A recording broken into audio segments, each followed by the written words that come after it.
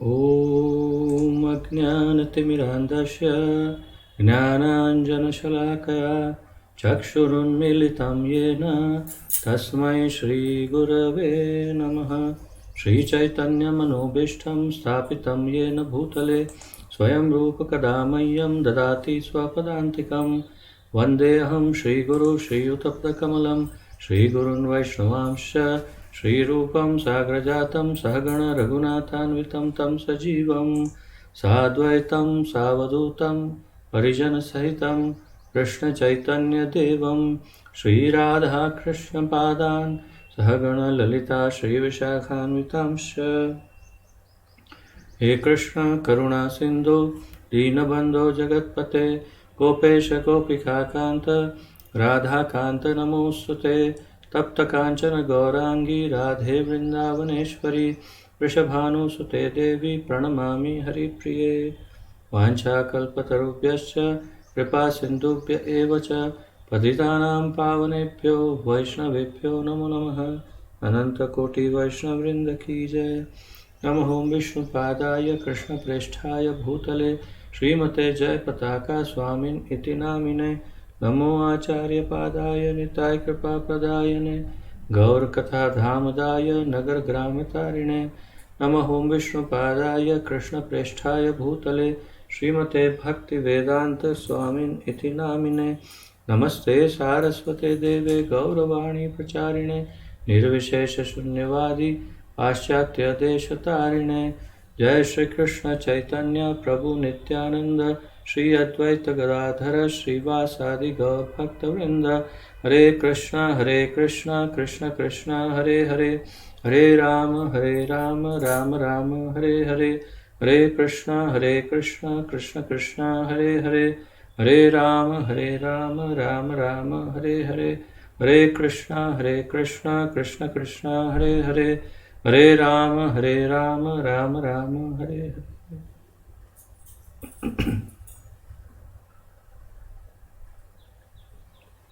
आप सबका बहुत बहुत स्वागत है आज के इस महत्वपूर्ण कार्यक्रम में, जिसके अंतर्गत हम हमारे इस्कॉन के संस्थापक आचार्य द्वारा लिखित इस महत्वपूर्ण ग्रंथ का अध्ययन कर रहे हैं।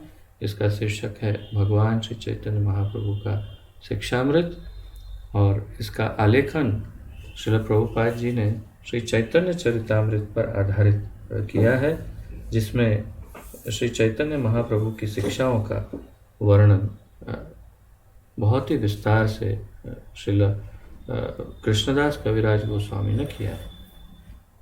और जैसे कि आप जानते हैं, हम श्रील प्रकाशानंद सरस्वती को जो उपदेश दे रहे हैं महाप्रभु, उसकी चर्चा कर रहे हैं और उन्हें मूल रूप से श्रीमद् भागवत का महत्व समझा रहे हैं, और वेदांत सूत्र को समझने के लिए भागवत कितना महत्वपूर्ण है वो उन्हें सार रूप में समझा रहे हैं। तो आशा है आज इस अध्याय की समाप्ति हम करेंगे।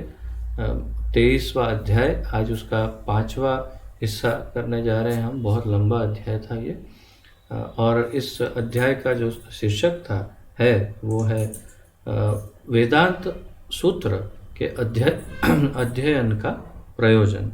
वेदांत सूत्र के अध्ययन का प्रयोजन।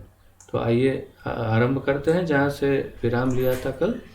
235वां पेज नंबर है हिंदी ग्रंथ में, और अंतिम पैराग्राफ वहीं से हम आरंभ करेंगे जहाँ विराम लिया था।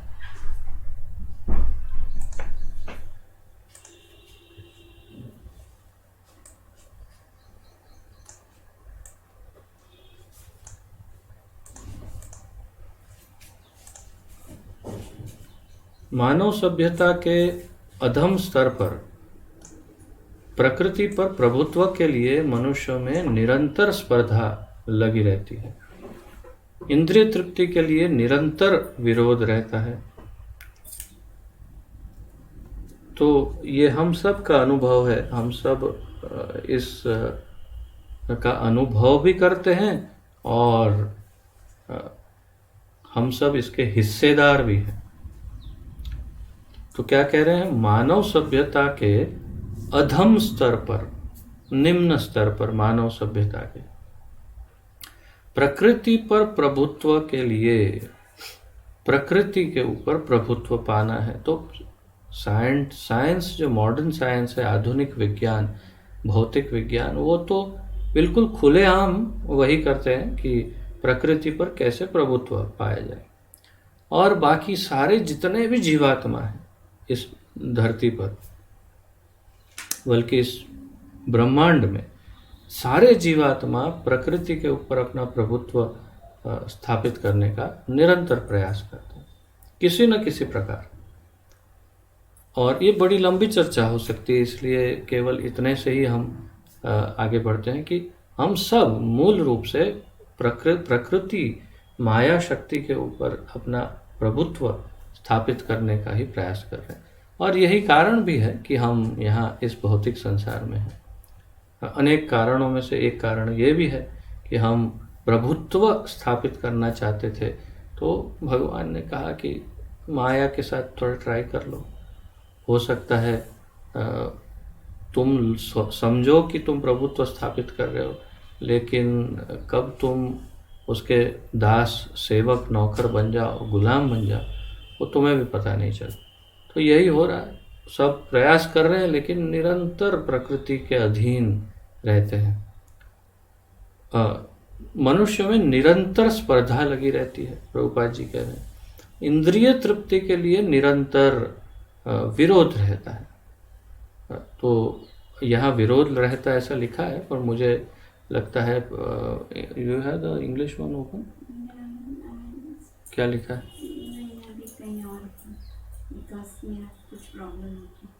अच्छा, मेरे ख्याल से इसमें थोड़ा शोधन की आवश्यकता होगी। निरंतर प्रयत्न या ऐसा कुछ होना चाहिए। अब इस पे ज़्यादा टिप्पणी नहीं करती क्योंकि इंग्लिश वाला मैंने खोला नहीं अभी। इंद्रिय तृप्ति की अभिलाषा मति से प्रेरित होकर मनुष्य कर्म कांड करता है।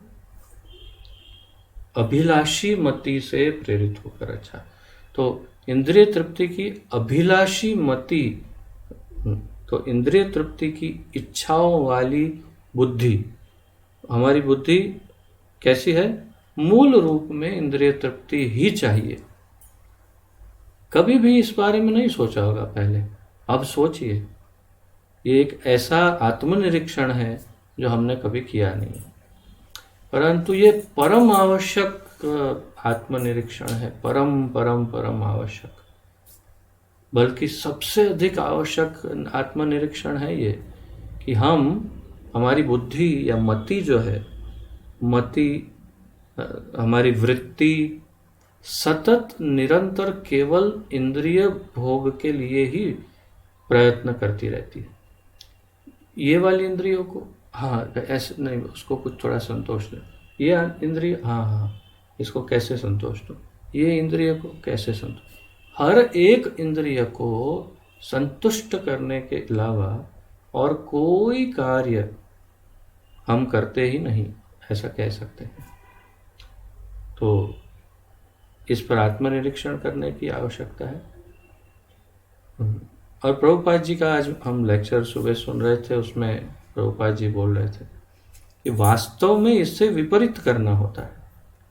हम निरंतर अपनी इंद्रियों को तृप्त करने की अथाक मेहनत, अथाक प्रयत्न करते रहते हैं। हम बहुत ही कड़ा संघर्ष करते हैं अपनी इंद्रियों को तृप्त करने की, परंतु हमें वास्तव में भगवान की इंद्रियों को तृप्त करना चाहिए। और अगर हम ऐसा करते हैं तो हमें अपनी इंद्रियों के लिए सोचने की भी आवश्यकता नहीं पड़ेगी। भगवान की व्यवस्था ही कुछ ऐसी है कि अगर हम उनकी इंद्रियों की तृप्ति करेंगे तो स्वाभाविक रूप से हमारी सारी इंद्रियां संपूर्ण रूप से संतुष्ट हो जाएगी। कोई आवश्यकता नहीं पड़ेगी, हमें अपने बारे में सोचने की तक आवश्यकता नहीं। ऋषिकेन ऋषिकेश सेवनम भक्तिर उच्यते। भक्ति किसे कहते हैं? ऋषिकेन, अपनी इंद्रियों से, ऋषिकेश सेवनम, तो ऋषिक ईश मतलब भगवान ईश, भगवान किसके? इंद्रियों। तो जो इंद्रियों के स्वामी है, जो भगवान है, वो भगवान कृष्ण की सेवा करने से अपनी इंद्रियों द्वारा, उसे ही भक्ति कहते हैं, और वही योग्य भक्ति है। तो वास्तव में यहाँ पर इंद्रियों की बात है, तो इंद्रिय तृप्ति की अभिलाषी मति से प्रेरित होकर मनुष्य कर्मकांड करता है। तो जिसकी इंद्रियों की तृप्ति मूल सिद्धांत हो कि हाँ, हम बस संतुष्ट रहना चाहिए, हर प्रकार से सारी इंद्रियों को अपना अपना भोग मिलना चाहिए। नाक को बहुत सुंदर सुंदर सुगंध चाहिए, कोई भी दुर्गंध नहीं चाहिए, सब जगह सुगंध हो। और आँखों को एकदम क्या कहते हैं, बहुत ही रमणीय, बहुत ही सुंदर, बहुत आह्लादक सब व्यवस्था, सब सीन, सब चाहिए सब जगह पर। कान को बस ऐसा म्यूजिक सुनना है कि जिससे आनंद आनंद आए। जिह्वा को तो आहा, 56 भोग तो सदैव तैयार रहने चाहिए, कभी भी। और वो भी ऐसा करें, ऐसा इशारा, ऐसे चुटकी बजाए और सामने हाजिर हो जाने चाहिए, एक एक से एक एक से एक एक से एक एक बढ़िया भोग। इस प्रकार सारी इंद्रियों के लिए हमेशा बस यही रहता है। त्वचा के लिए घर में एसी तो हमेशा ऑन रहना चाहिए, और गर्मियों की सीज़न में हीटर चाहिए, ठंडियों के समय, सर्दियों में हीटर चाहिए। त्वचा को तकलीफ नहीं होनी चाहिए, नाक को तकलीफ नहीं होनी चाहिए, कान को, जिह्वा को, आँख, किसी भी इंद्रियों को कोई तकलीफ नहीं होनी चाहिए, संपूर्ण संतुष्ट करना चाहिए। तो इसे क्या कहते हैं? इंद्रियों का सेवक। तो इंद्रियों को सेवक को क्या कहते हैं? गोदास।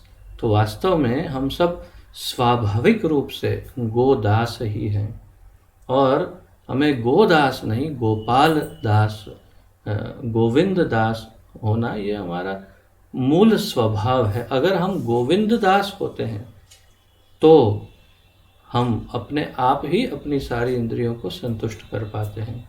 ये फॉर्मूला है, ये बहुत ही स्पष्ट और सामान्य और सरल समीकरण, इक्वेशन है कि बहुत ही सिंपल, 1 + 1 = 2, ऐसा कि भगवान की इंद्रियों की सेवा करने से हमारी सारी इंद्रियां हमेशा संतुष्ट रहती, अन्यथा निरंतर प्रयत्न करते रहने पर भी संतुष्ट नहीं रहती इंद्रियां। तो इससे प्रेरित होकर कुछ मनुष्य कर्मकांड करते हैं। इस प्रकार पुण्य कर्म तथा धार्मिक कृत्य किसी प्राकृत लाभ के लिए किए जाते हैं। तो इस प्रकार के जो पुण्य कर्म है, कर्मकांड के अंतर्गत अनेक यज्ञों की और पुण्य कर्मों की क्या कहते हैं, बहुत सारी लंबी लिस्ट है पूरी, का आयोजन किया कि ये वाला यज्ञ कर, अश्वमेध, राजसूय, ये बहुत सारे यज्ञ।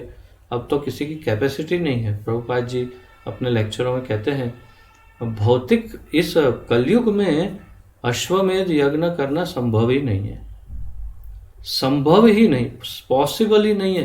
पूरी पृथ्वी का सारा धन अगर इकट्ठा कर लिया जाए तो भी अश्वमेध यज्ञ नहीं कर पाएंगे।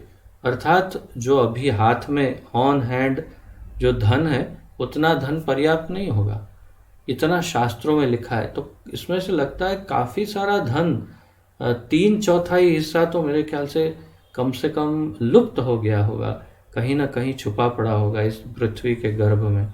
इतना धन पहले हुआ करता था।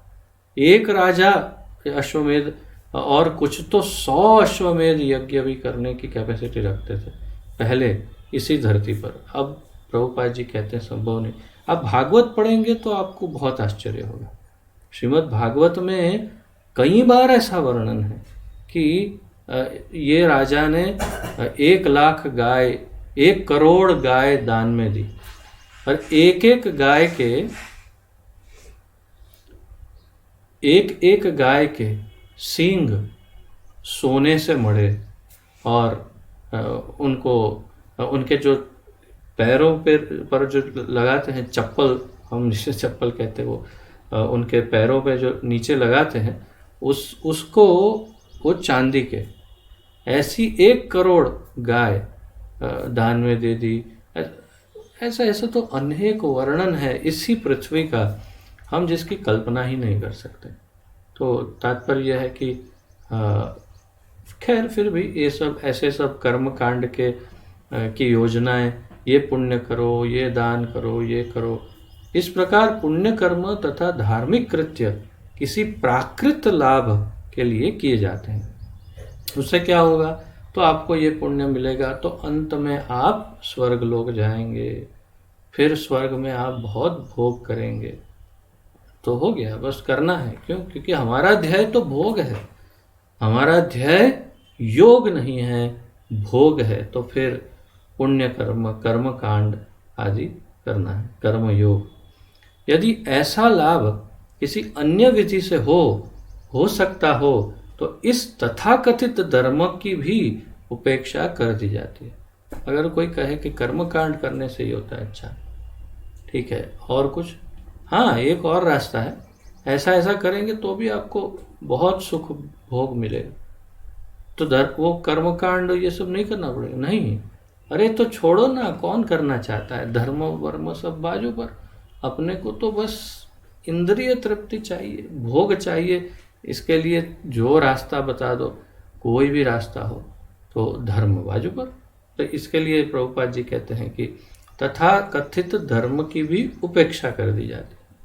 इसका प्रत्यक्ष प्रमाण आधुनिक मानव सभ्यता में देखा जा सकता है। मानव सभ्यता में, अब सभ्यता है कि असभ्यता, वो ही एक बड़ा प्रश्न चिन्ह है।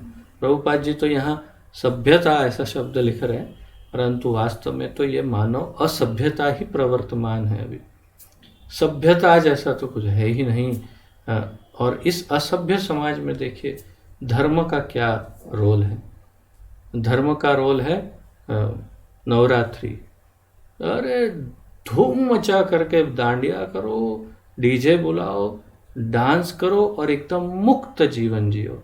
कोई रोक टोक नहीं, कोई कुछ कहने वाला नहीं, देर रात तक एंजॉय करो।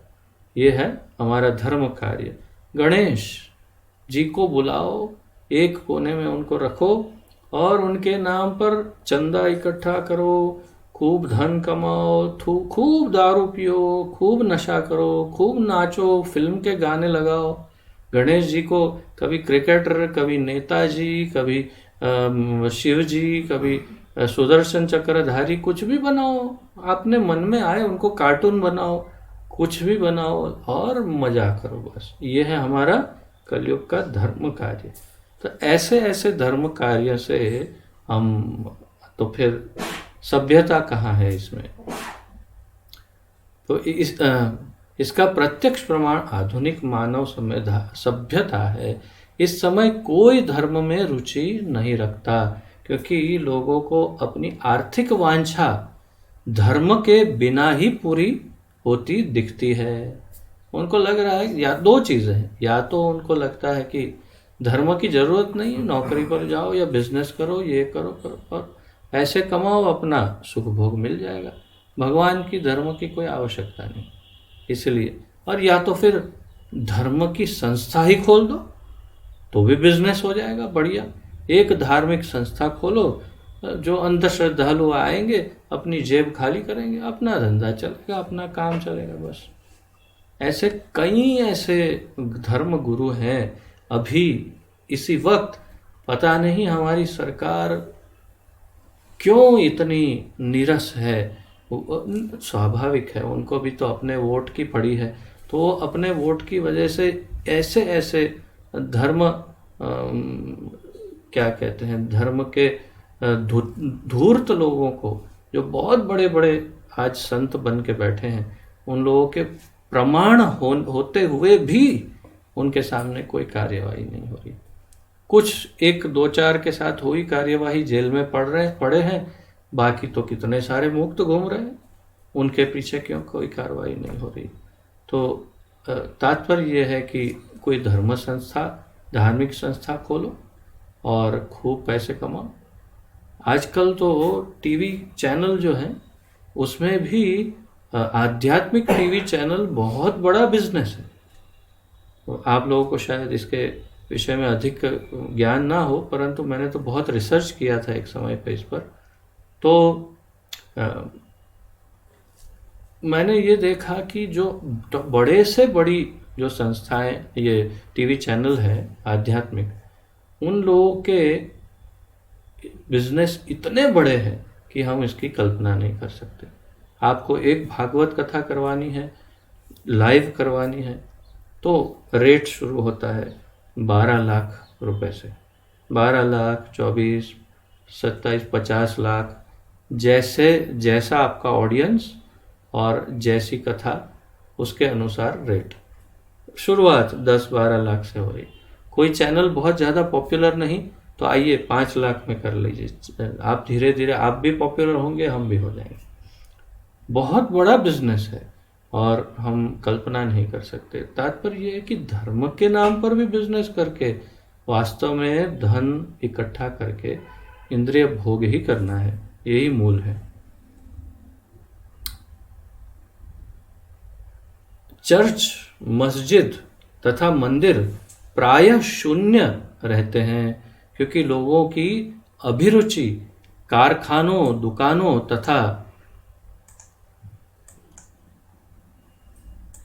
चलचित्रों, सिनेमा में अधिक है।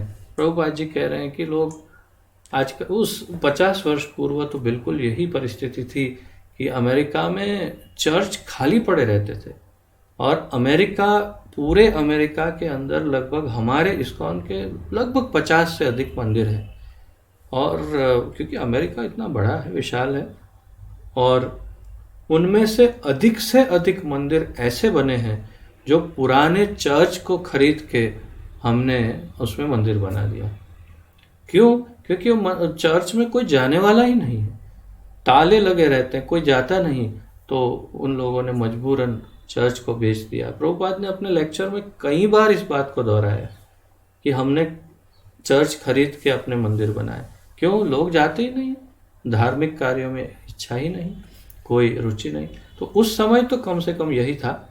आजकल अब वो बहरूपीय वाले धर्म में बहुत सारे घुस जाते हैं, जिसमें कुछ योग करवाते हैं, कुछ प्राणायाम करवाते हैं, कुछ 2-4 बड़े बड़े आध्यात्मिक शब्द देकर, कुछ दीक्षा का मंत्र दे करके भ्रमित कर दिया जाता है कि आपको हम आध्यात्मिक दीक्षा दे रहे हैं। और मैं इसका अनुभव कर चुका हूँ क्योंकि इसमें से भी निकल चुका हूँ। तो इतना बड़ा ये षड्यंत्र है कि कल्पना नहीं कर सकते। धर्म के नाम पर इतना बड़ा षड्यंत्र, इतना कि कोई सीमा नहीं उसमें। लोग ऐसे भ्रमित रहते हैं, ऐसा आजकल चल रहा है। और ये खैर, ये सब तो भविष्य पुराण आदि में, हमारे शास्त्रों में पहले से ही इस बात की भविष्यवाणी कर दी गई थी बहुत स्पष्ट रूप से। कैतव धर्म के नाम से चीटिंग रिलीजन बहुत अधिक प्रचलित होगा कलयुग में। इस बात की पुष्टि धर्म ग्रंथों में पहले से ही है, तो कोई आश्चर्य नहीं, परंतु हमें तो कम से कम ध्यान में होना चाहिए। प्रभुपाद जी कहते हैं इन सब में अधिक लोग रुचि लेते हैं। उन्होंने अपने पूर्वजों द्वारा निर्मित धर्म स्थानों को त्याग दिया है। अब देखिए, अब किसी के घर में, जैसे हमारी जनरेशन, मैं जब बिल्कुल नवयुवक अवस्था में था, उस समय भी हम देखते थे कि हमारे जितने दोस्त मित्र सबकी जो दादी माएँ घर में होते हैं, वो सब लोग बड़े बड़े मंदिर बनाए, घर में अच्छे से सेवा चल रही, सब चल रहा है। और देखते हैं कि सिर्फ दादी माँ ही बैठती है मंदिर में, कोई भी नवयुवक, कोई घर का अन्य सदस्य, किसी को इंटरेस्ट नहीं। और वो मंदिर तो बोले वो ये तो बा नो मंदिर से माड़ा करे बा को और कोई काम नहीं। बा बैठे बैठे उधर बस माला जपती रहती है। बा गई, मंदिर भी क्लोज, समाप्त। किसी और के पास न टाइम है न इंटरेस्ट है उस बा के मंदिर के सामने देखने के लिए। क्यों? बा तो फ्री थी ना, नवरी, तो उनको क्या कार्य था, वो तो माला ही जपती थी। तो ऐसा है, तो उसका अर्थ ये हुआ कि हम सब माला जपने वाले बा ही हो गए एक प्रकार से, क्योंकि हम माला जपते हैं। तो ऐसा आजकल किसी को इंटरेस्ट नहीं। अपने पूर्वजों के निर्मित धर्म स्थानों को भी त्याग दिया। प्रभुपाद जी कहते हैं यह सिद्ध करता है कि सामान्यतः धर्म का अनुष्ठान धन के लिए होता है और धन आवश्यक है इंद्रिय तृप्ति के लिए। तो इससे सिद्ध होता है, प्रभुपाद जी सिद्ध कर रहे हैं कि धर्म का अनुष्ठान धन के लिए होता है, और अब धन बिना धर्म अनुष्ठान के मिल रहा है, और जब मिल रहा है तो धर्म की जरूरत नहीं है, छोड़ दिया। सीधी बात है, धर्म की कहाँ जरूरत है, हमें धन की जरूरत है। धर्म तो धन की वजह से था, अब धर्म की जरूरत नहीं, धन है, बस हो गया। जैसे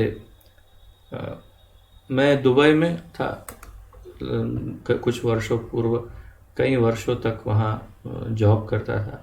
तो वहाँ मैंने देखा कि उनका इतिहास जब जाना तो पता चला कि लगभग 25 या लगभग चलिए 50 वर्ष पूर्व वहाँ पर दो ही चीज़ पूरे यूनाइटेड अरब एमिरेट्स, अमीरात जिसे कहते हैं, तो वो इसमें 6 अलग अलग सिटी है, दुबई, शारजा, अबू धाबी इत्यादि।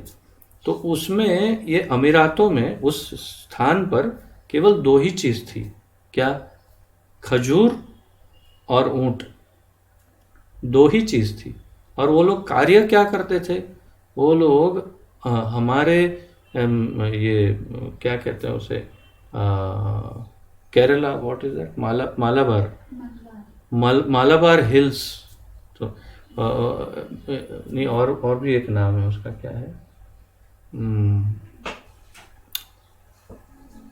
जो भी है, केरला में, हमारा जो केरला है साउथ इंडिया में, वहाँ पर मलयाली लोगों के साथ मिलकर के मसाले की तस्करी करते थे। मसाले, हमारे जो मसाले हैं उसकी तस्करी करते।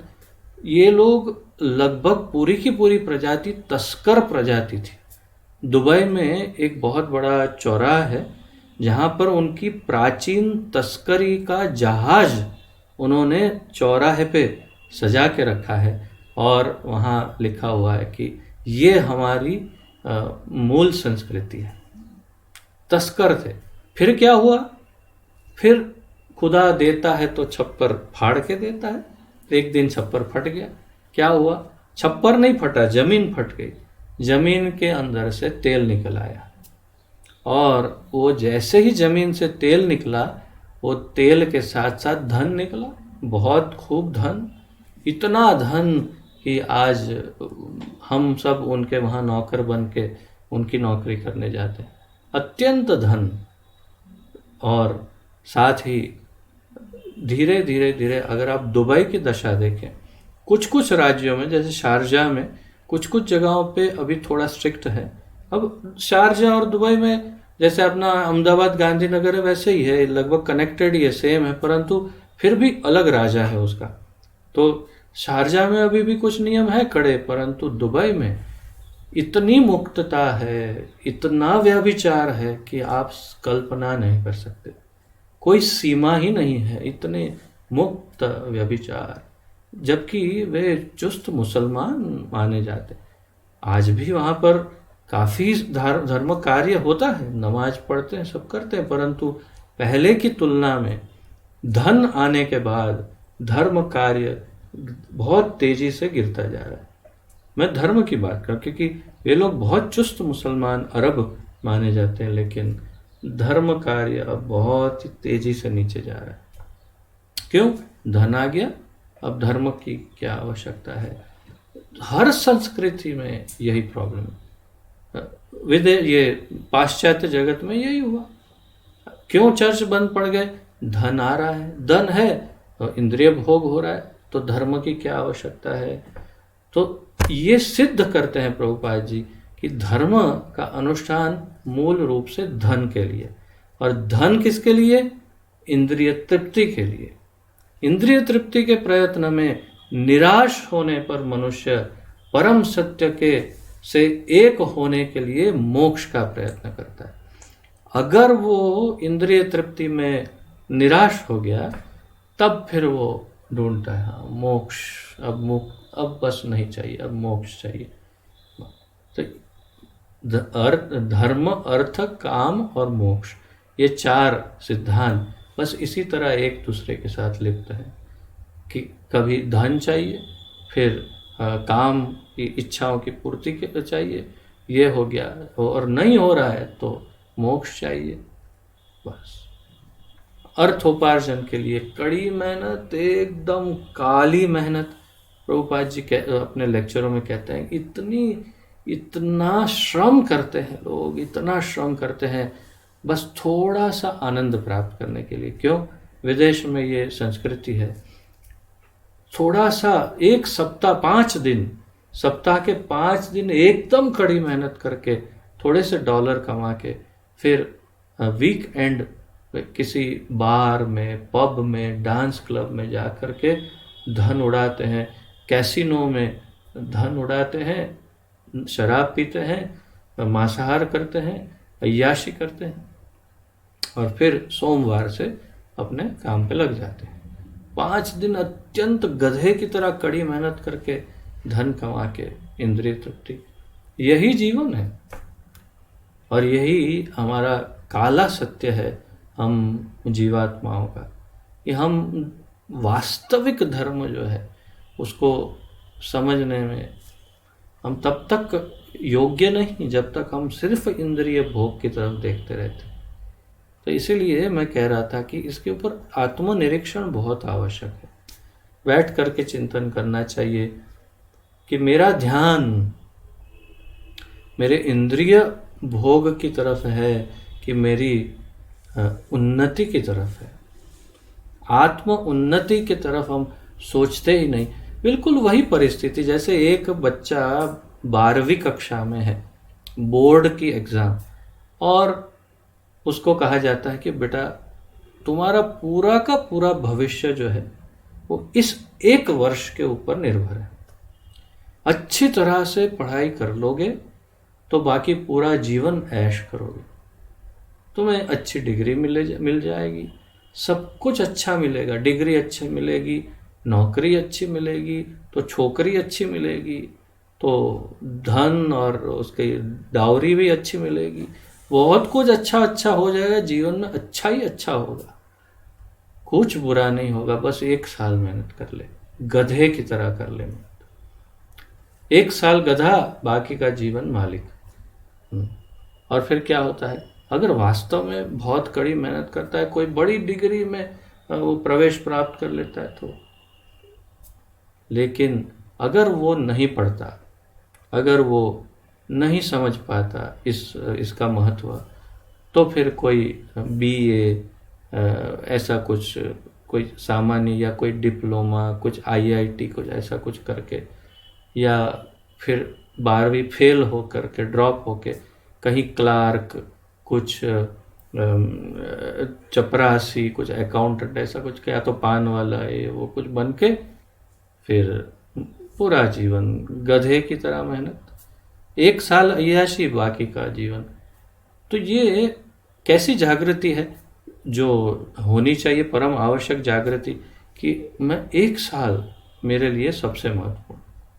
यही जागृति इस जीवन में चाहिए। इंद्रिय भोग चाहिए कि मुक्ति चाहिए? इंद्रिय भोग इस जन्म में करके फिर दूसरा गधे का जन्म लेना है। अब आप कहेंगे क्यों गधे का? तो मैं कहूँगा कि गारंटी नहीं है ना, कोई भी जन्म मिल सकता है। और फिर अब मैं अधिक तो कह नहीं सकता, तो लेकिन आप बहुत समझदार हैं मैं जो कहना चाहता हूँ। तो फिर बार बार गधे बनने में क्या मज़ा है, मेरा यही कहना है। बार बार क्यों बनना, एक बार बन गए बहुत है, तो बार बार क्यों गधा बने। तो मेरा कहने का मतलब ये है कि हमें सीरियस होकर सोचना पड़ेगा कि हम इंद्रिय भोग ही करते रहेंगे या फिर अपनी आत्म उन्नति के लिए भी सोचेंगे। भक्ति तो आएगी ही, परंतु पहले ये जागृति तो हो कि मैं इंद्रिय भोग करना चाहता हूँ या आत्म उन्नति करना चाहता हूँ। प्रभुपाद जी इसी बात को यहाँ समझाने का प्रयत्न कर रहे हैं। इन सारी क्रियाओं का एकमात्र प्रेरक उद्देश्य है इंद्रिय सुख। प्रभुपाद जी कहते हैं ये सब कुछ जो बताया उस सब के मूल में इंद्रिय सुख ही है। आगे कहते हैं वेदों में उपरोक्त चारों प्राथमिक विषयों की नियमित व्यवस्था है। कौन से चार विषय हैं? धर्म, अर्थ, काम और मोक्ष। ये चारों की नियमित व्यवस्था है जिससे इंद्रिय तृप्ति के लिए अनावश्यक प्रतिस्पर्धा न हो। अगर हम केवल वेदों को ही फॉलो कर लेना तो भी सब पर्याप्त मिल जाएगा, कुछ एक्स्ट्रा नहीं करना पड़ेगा। जो आजकल गधों के जैसे मेहनत कर रहे हैं वो नहीं करनी पड़ेगी। उसमें धर्म, अर्थ, काम और मोक्ष ये चारों के लिए पूरा प्रावधान, पूरी व्यवस्था, पूरी सूचनाएं, पूरा मार्गदर्शन हमारे वेदों में दिया है। पर हम नहीं समझना चाहते, हम में इतनी बुद्धि नहीं है वास्तव में कि हम वो मार्गदर्शन को ग्रहण करें।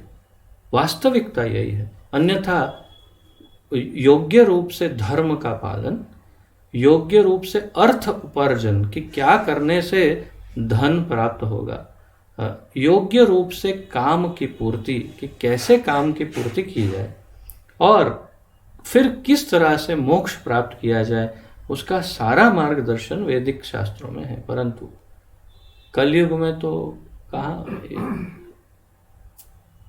तो इसीलिए मिस्टर डोंकी की तरह लगे रहते हैं और फिर आप जानते हैं क्या होता है। किंतु श्रीमद् भागवत प्राकृत जगत की सारी इंद्रिय तृप्ति प्रदायक क्रियाओं से अतीत है। अब प्रभुपाद जी भागवत का महत्व समझा रहे हैं कि श्रीमद् भागवत हम जो अपने आप को वैष्णव बनाने के प्रयत्न में है, हमारे लिए इन सब का कोई मोल नहीं, कोई इंटरेस्ट नहीं है। धर्म, अर्थ, काम और मोक्ष चारों से एक में भी हमारा इंटरेस्ट नहीं है। हमारा इंटरेस्ट है भगवत प्रेम की प्राप्ति में और भगवान की सेवा की प्राप्ति में। तो उसके लिए फिर क्या जरूरी है? तो भागवतम श्रीमद् भागवत प्राकृत जगत की सारी इंद्रिय तृप्ति प्रदायक क्रियाओं से अतीत है, उससे परे है। यह विशुद्ध दिव्य ग्रंथ है तथा इंद्रिय तृप्ति में प्रतिस्पर्धा से ऊपर उठे कृष्ण भक्त ही इसे समझ सकते हैं। कौन भागवत को समझ सकता है? इस प्रश्न का उत्तर यह विशुद्ध दिव्य ग्रंथ है तथा इंद्रिय तृप्ति में प्रतिस्पर्धा से ऊपर उठे कृष्ण भक्त ही इसे समझ सकते हैं। तो जो इंद्रिय तृप्ति की होड़ में है ही नहीं, कंपटीशन में है ही नहीं, उनको इंद्रिय तृप्ति का कुछ चाहिए ही नहीं, तो उनके लिए है श्रीमद् भागवत, वही समझ सकते हैं।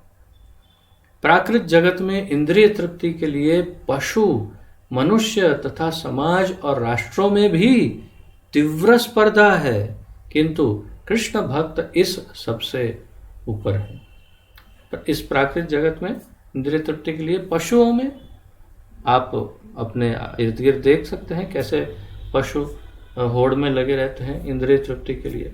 मनुष्य और राष्ट्रों में भी अलग अलग राष्ट्रों में स्पर्धाएं, किसी भी भौतिक स्तर पर सब जगह एक ही कंपटीशन प्रवर्तमान है, और वो है इंद्रिय तृप्ति।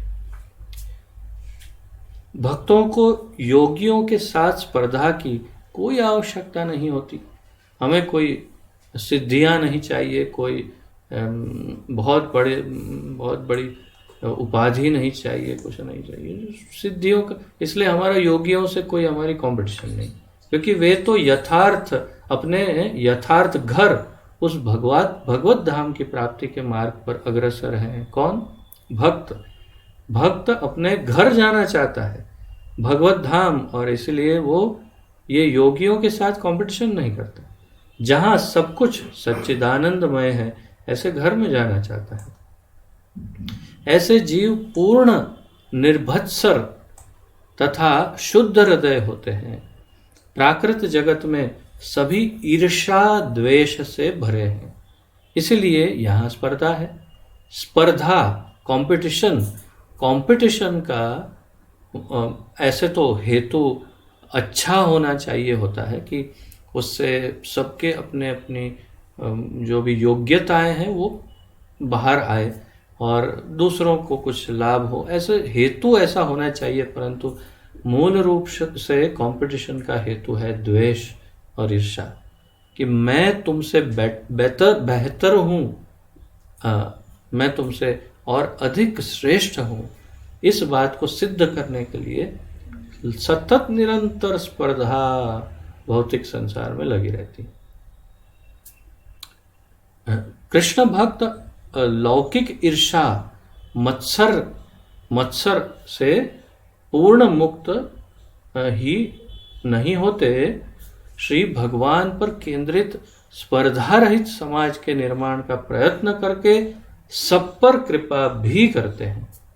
कृष्ण भक्त ये द्वेष से तो मुक्त नहीं होते, उतना ही नहीं, लौकिक ईर्षा या मत्सर या द्वेष उससे ही नहीं, परंतु वो तो ठीक है मुक्त होते, लेकिन भगवान पर केंद्रित स्पर्धा रहित समाज, ऐसा समाज, आध्यात्मिक समाज जिसमें कोई स्पर्धा का अर्थ है कोई ईर्षा द्वेष नहीं, ऐसा आध्यात्मिक समाज निर्माण करके उसमें सबको शामिल करने का प्रयत्न करते हैं कि आप सब भी जुड़िए, बिल्कुल स्पर्धा रहित हो जाइए, द्वेष रहित होइए, भगवान की सेवा करिए और अपनी इंद्रियों को और भगवान की इंद्रियों को तृप्त करिए,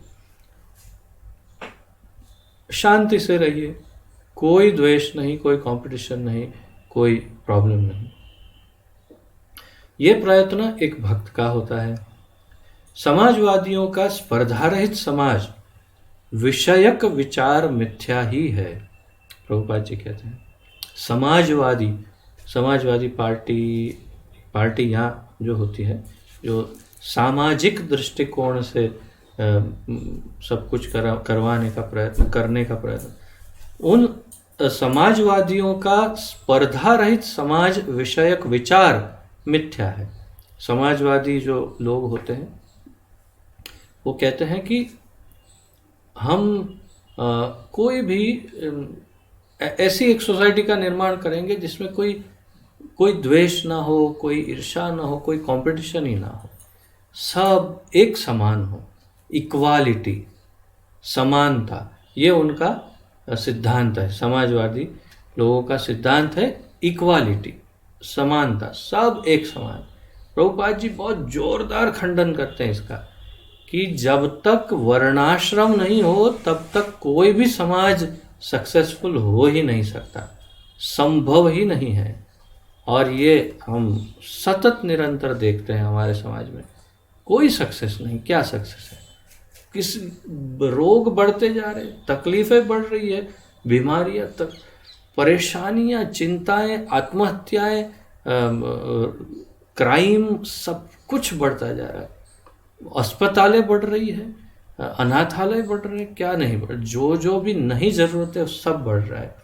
तो ये आपकी इक्वालिटी का परिणाम है। यदि वर्ण और आश्रम की स्थापना हो तो ही समाज सुखी रह सकता है, अन्यथा नहीं, प्रभुपाद जी हमेशा कहते हैं। और जबकि ये समाजवादी इक्वालिटी का ट्राई करते हैं, को सब एक समान हो नहीं सकता है ना, संभव नहीं, सब एक समान है ही क्या, कहाँ। जब है नहीं तो कैसे हो सकते हैं समान। क्योंकि समाजवादी राज्यों में भी सत्ता की स्पर्धा चलती रहती है, प्रभुपाद जी कहते हैं। यह तथ्य है कि इंद्रिय तृप्ति संसार का मूल सिद्धांत है। संसार का मूल सिद्धांत है इंद्रियों की तृप्ति। इसका अनुभव वेद अध्ययन अथवा मनुष्य की सामान्य क्रियाओं का निरीक्षण करने से हो सकता है। अगर हम वेदों का अध्ययन करें और मनुष्य को ऑब्जर्व करें, देखें, निरीक्षण करें मनुष्य का, तो समझ जाते हैं कि सब बस इंद्रिय तृप्ति। तो वेद क्यों? तो वेद उच्च लोकों की प्राप्ति कराने वाले सकाम कर्मों की स्तुति करते हैं। वेदों में जैसे साम वेद आदि, उसमें भी कहीं ना कहीं ऐसा ही सब भरा है कि कैसे इंद्रियों की तृप्ति की जाए, उसकी ही सब स्तुति और उसका ही रास्ता दिखाया है।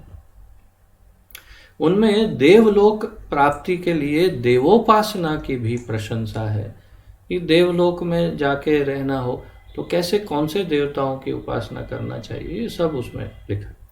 फिर वे परतत्व की प्राप्ति तथा उसके निर्गुण की अनुभूति एवं उससे ऐक्य करने वाली क्रियाओं की स्तुति करते हैं।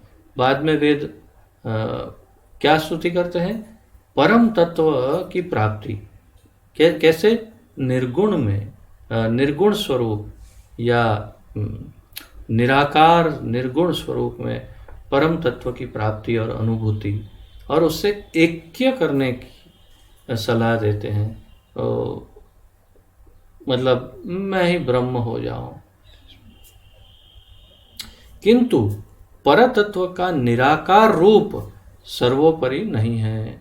परंतु अब तक हम समझ चुके हैं, हम तो समझ गए कि परतत्व का निराकार रूप जो है वो सर्वोपरि नहीं है, सर्वोपरि।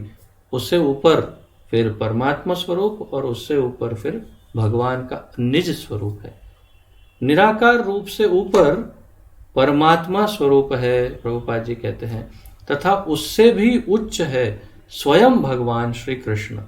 जैसे श्रीमद् भागवत में कहा, ब्रह्मेति परमात्मेति भगवान इति शब्दते, अर्थात ब्रह्म फिर परमात्मा फिर भगवान। श्रीमद् भागवत निर्विशेष से परे परम सत्य के साकार चिद गुणों का वर्णन करता है। श्रीमद् भागवत जो है वो साकार परब्रह्म की बात करता है। इन गुणों की कथा निराकार मनोधर्म के विषय में से अति श्रेष्ठ है। अतः श्रीमद् भागवत का स्थान वेद के ज्ञान खंड, क्षमा करिए, ज्ञान कांड से उच्च है। श्रीमद् भागवत का स्थान वेदों के ज्ञान कांड से उच्च है।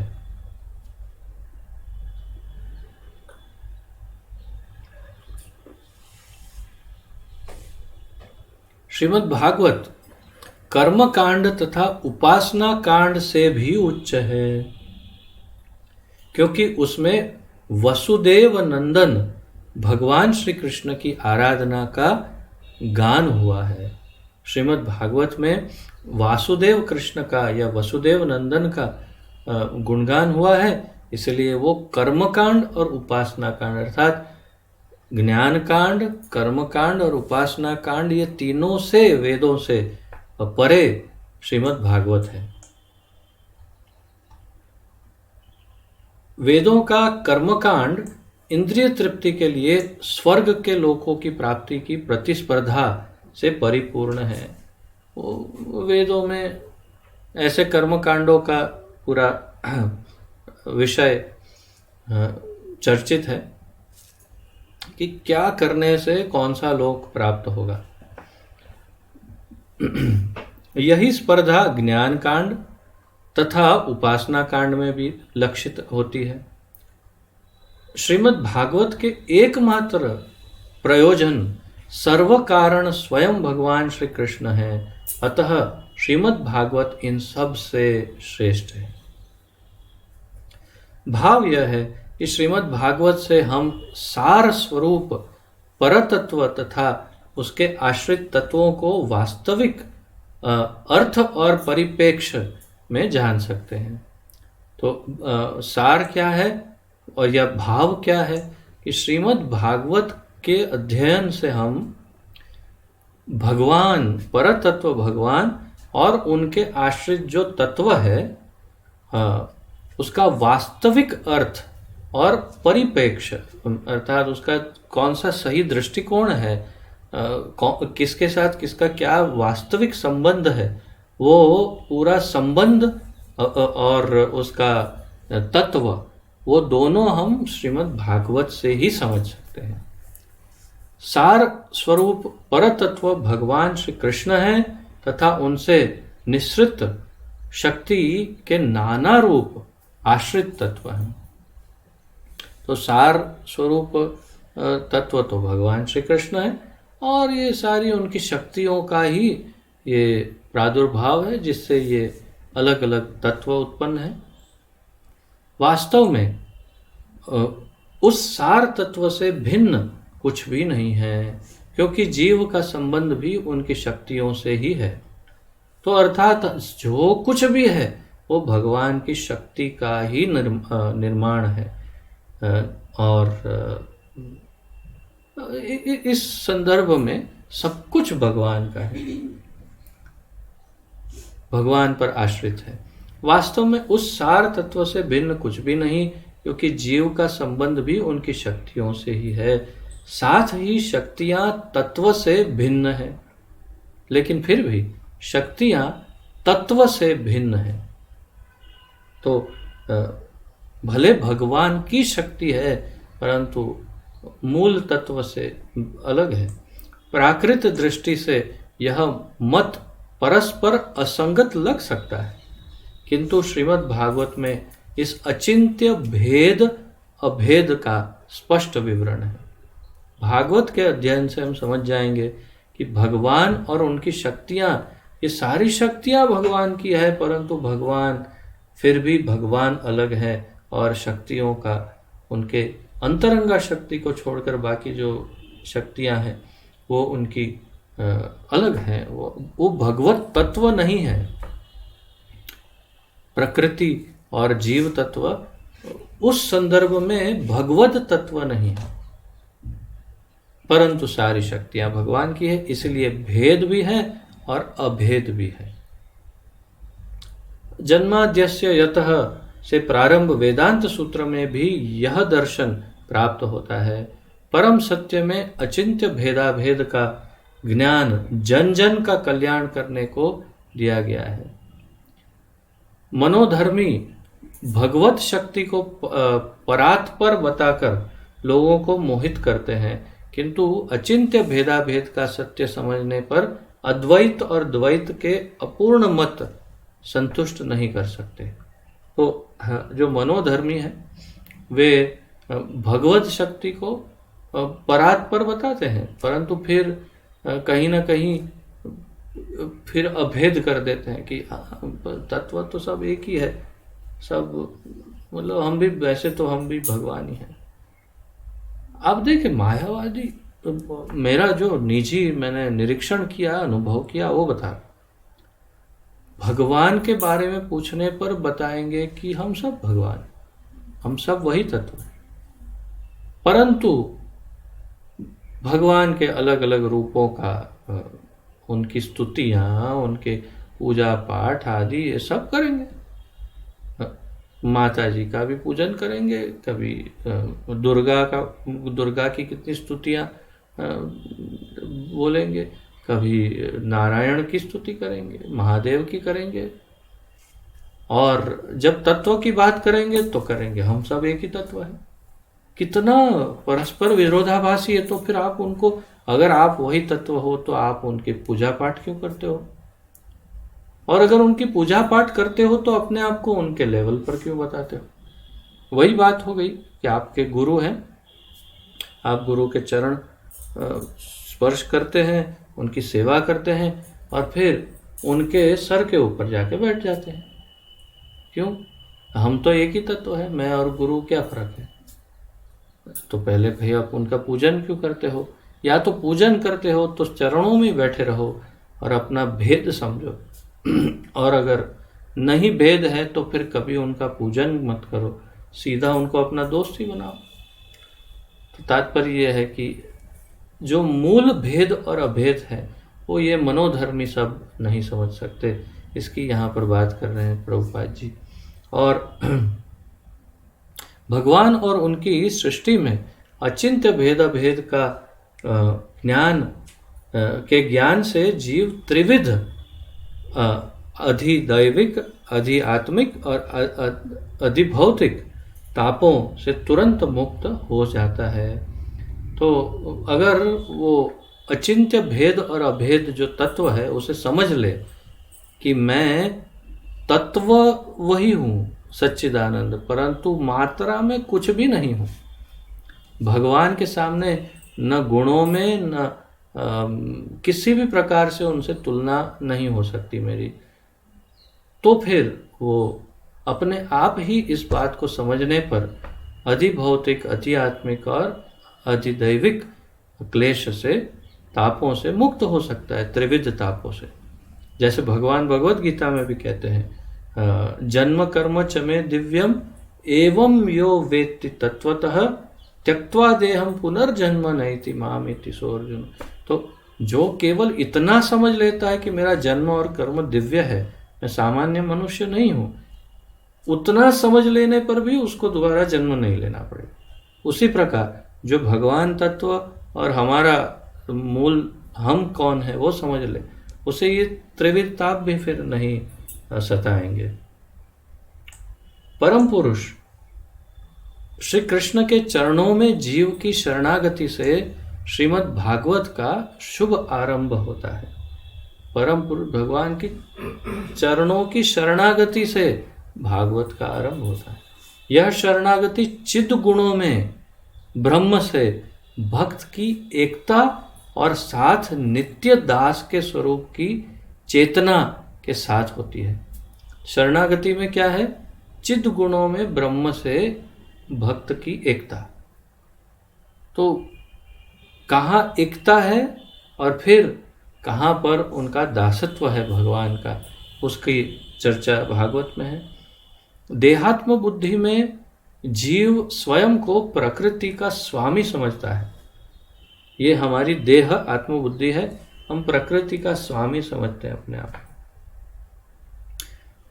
कितने बड़े आश्चर्य की बात है कि इस्कॉन में नहीं आने तक तो ये भी ज्ञान नहीं होता कि ये प्रकृति ही दुर्गा है। उस दुर्गा की पूजा कर लेते हैं, लेकिन प्रकृति कुछ और है ऐसा समझते हैं माया कुछ और है, दुर्गा कुछ और है और ये प्रकृति कुछ और, परंतु नहीं जानते कि ये तीनों तो एक ही तत्व है। माया ही दुर्गा, दुर्गा ही प्रकृति स्वरूप में है, परंतु ये इतना भी भेद उन्हें ज्ञान नहीं होता, जीवन गुजर जाते हैं कहीं। ये तो हमारे आचार्यों की कृपा से हम तत्व समझ सकते हैं। तो ये देहात्म बुद्धि में जीव स्वयं को प्रकृति का स्वामी समझता है, इसलिए वह जीवन के त्रिविध तापों से सदा पीड़ित रहता है। भक्त में अपने स्वरूप को पाते ही उसके सब पाप ताप दूर हो जाते हैं। भक्त जब अपना स्वरूप प्राप्त कर लेता है तो सारे पाप ताप और पाप दोनों ही नष्ट हो जाते हैं। देहात्म बुद्धि में कृष्ण दास स्वरूप आवृत रहता है, देह आत्मबुद्धि में कृष्ण दास स्वरूप आवृत रहता है, ढका हुआ रहता है। ये स्वरूप जीवेर स्वरूप है नित्य कृष्णेर दास। हमारा मूल स्वरूप है जीव का कृष्ण, नित्य कृष्ण का दास। और माया के अंधकार से क्या होता है? माया के संपर्क में आने से, इस माइक जगत में आने से हमारी उस बुद्धि पर पर्दा लग गया। अब हम भूल गए कि हम नित्य कृष्ण दास हैं, और इसलिए यहाँ पर कहा जा रहा है कि वो आवृत्त हो जाता है वो भाव, क्या कि मैं कृष्ण दास हूँ।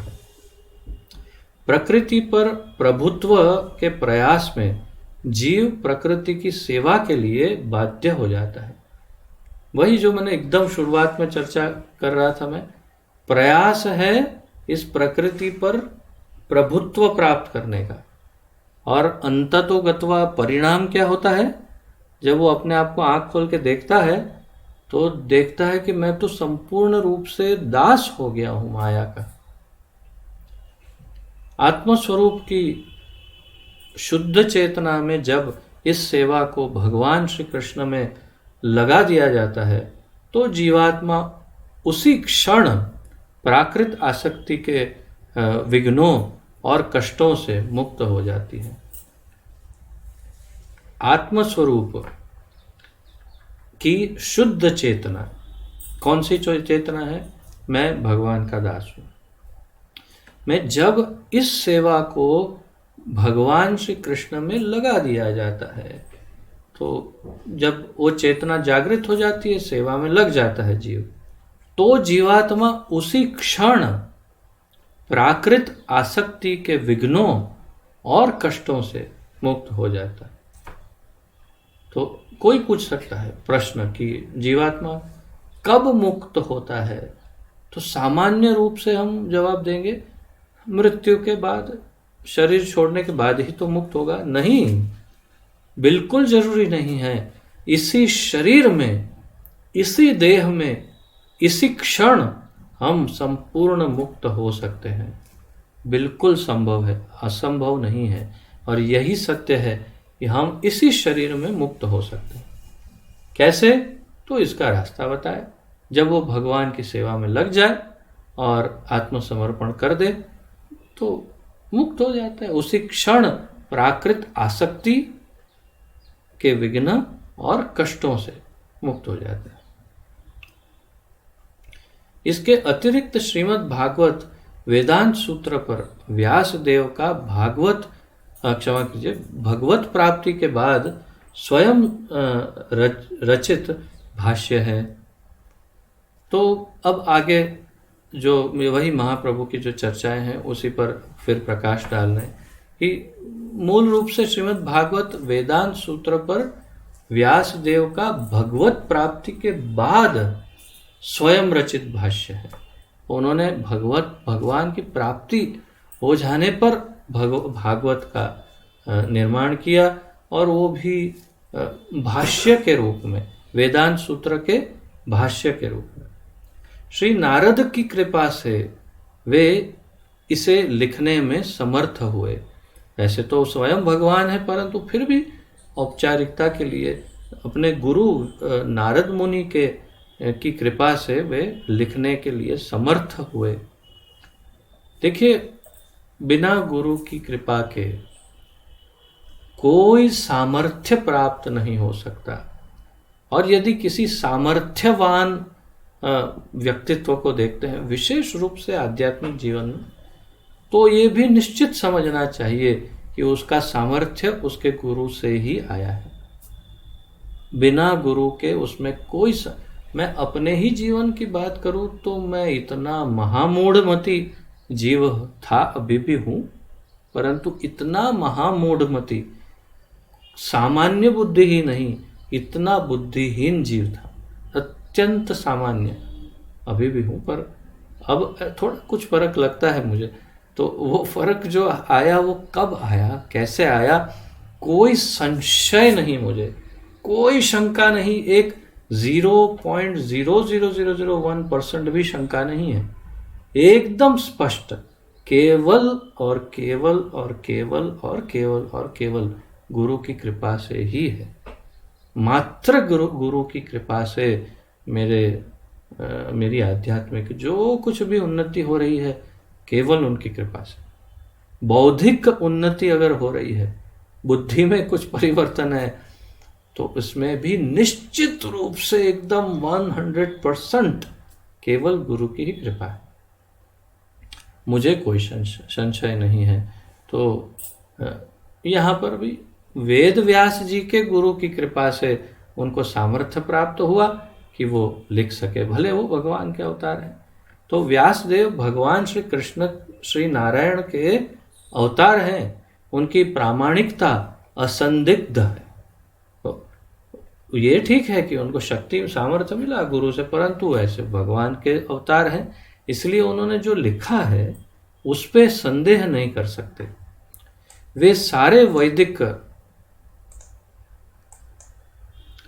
साहित्य के प्रणेता है, सारे वैदिक साहित्य के प्रणेता, पर फिर भी उन्होंने श्रीमद् भागवत श्रवण का विशेष परामर्श दिया है।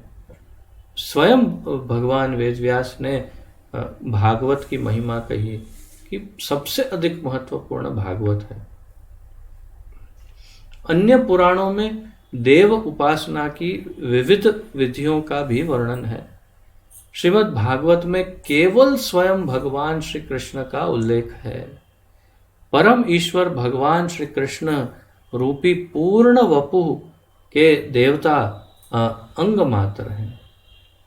भगवान यदि उनका शरीर देखा जाए तो ये जो देवी देवता है वो शरीर के छोटे छोटे अंग हैं भगवान के, उस प्रकार उन्हें देखा जा सकता है। अतः भगवान श्री कृष्ण की आराधना करने पर देव उपासना अनावश्यक हो जाती है। भगवान की उपासना करने से देवी देवता की उपासना की आवश्यकता बिल्कुल नहीं रहती। परम ईश्वर श्री कृष्ण सब देवताओं के हृदय में है।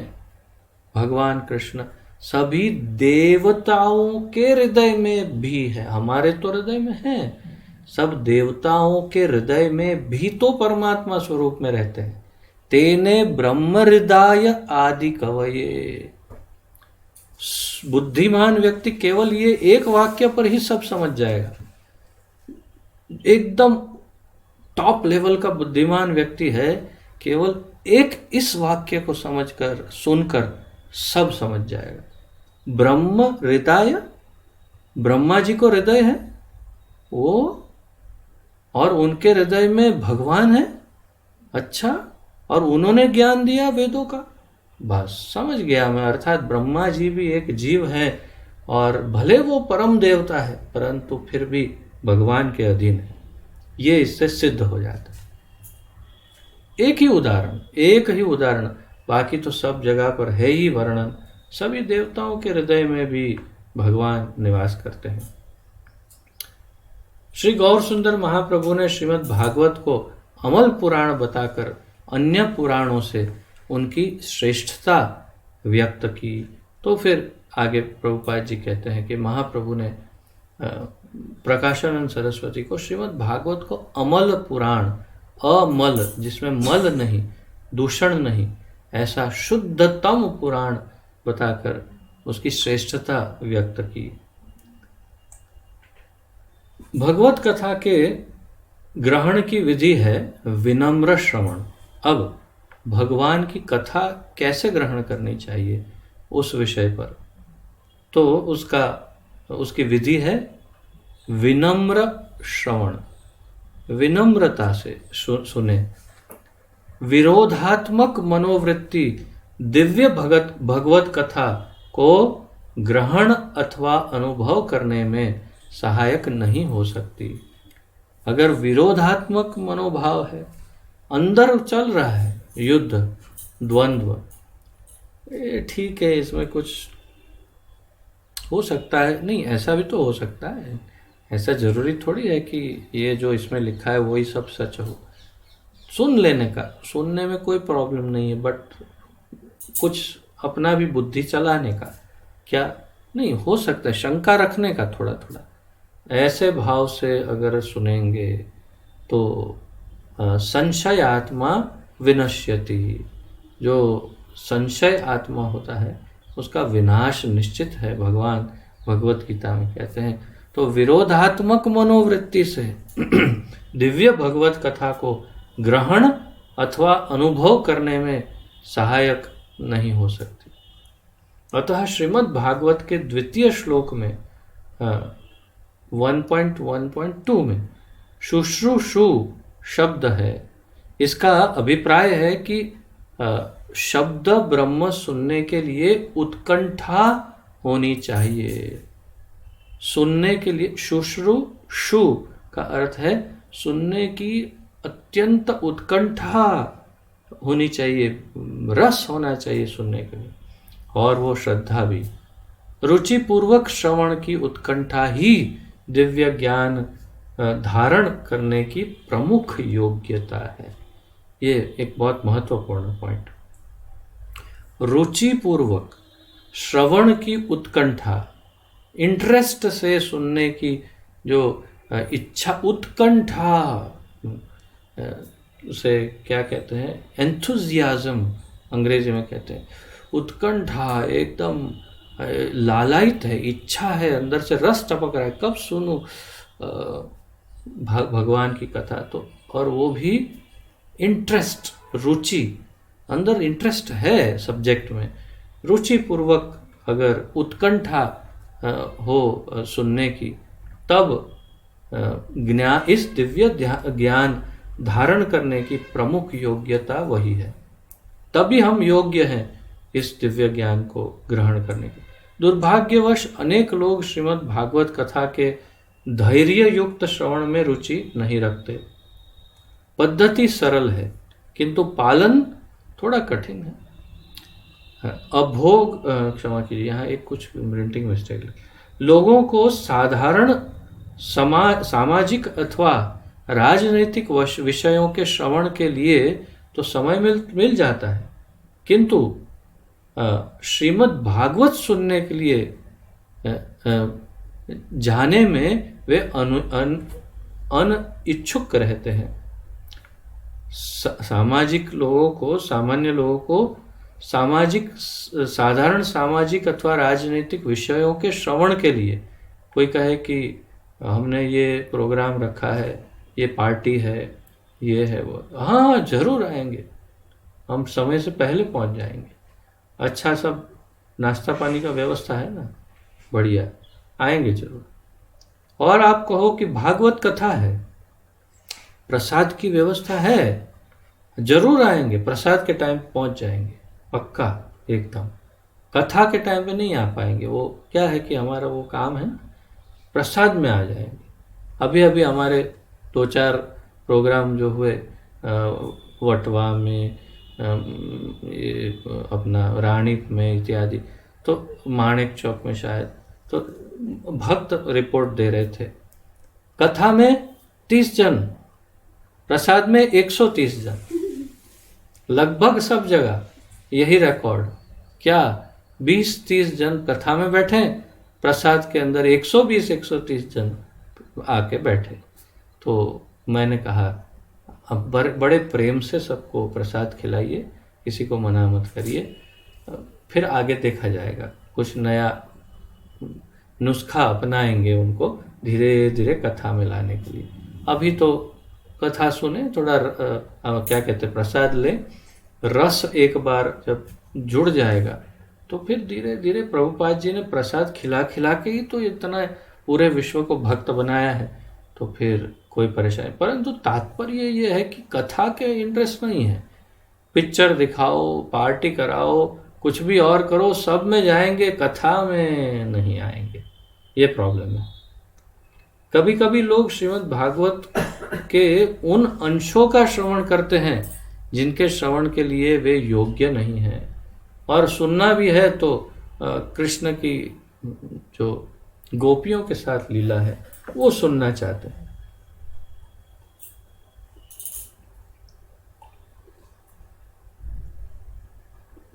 जिसके लिए योग्य भी नहीं।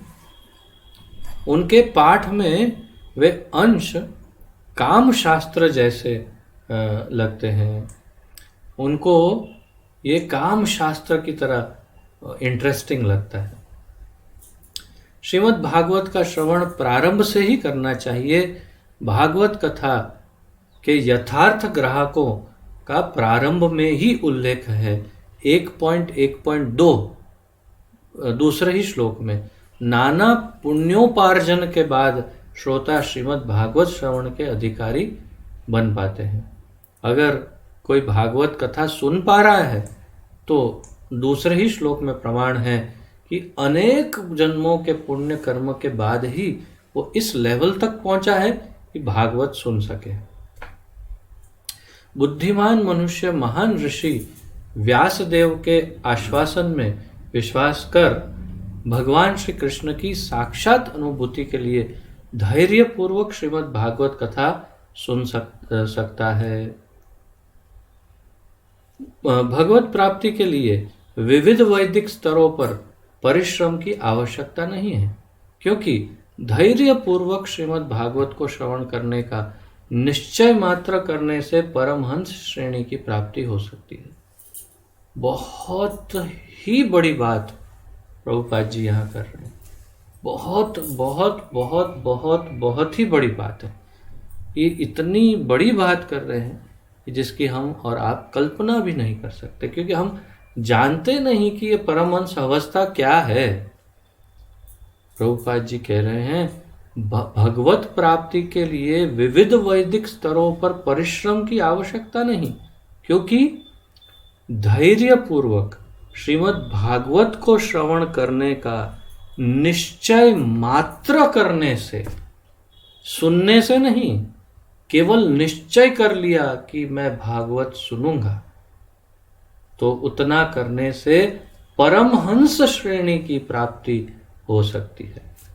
बहुत बड़ी बात है, बहुत ही बड़ी बात, बहुत बड़ा दावा है कि केवल भागवत सुनने की का संकल्प कर लेने से भी परमहंस की अवस्था प्राप्त हो जाती है। नैमिषारण्य के ऋषियों ने सूत गोस्वामी से कहा था कि वे श्रीमद् भागवत सुनने को अतीव लालायित हैं। सूत गोस्वामी से भगवान श्री कृष्ण की कथा सुनते हुए इन वार्ताओं से वे कभी भी तृप्त नहीं होते थे। वस्तुतः जो भगवान श्री कृष्ण में यथार्थ आसक्त हैं, वे कृष्ण कथा का श्रवण कभी नहीं छोड़ते।